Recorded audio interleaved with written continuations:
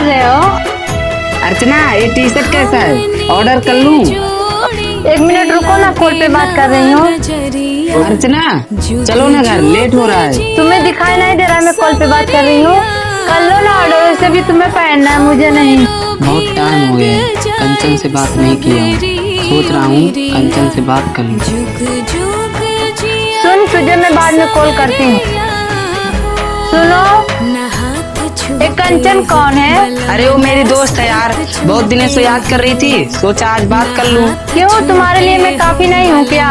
जब मैं तुम्हारी लाइफ में हूँ तो किसी और लड़की से बात करने की क्या जरूरत है? वही तो मैं तुम्हें समझाना चाहता हूँ, जब मैं तुम्हारी लाइफ में हूँ तब तुम्हें किसी दूसरे लड़के से क्या जरूरी है बात करने की। जब कोई लड़की किसी लड़के से सच्चा प्यार करती है ना, तब उसका दोस्त, उसका यार, उसका पति सब एक ही होता है।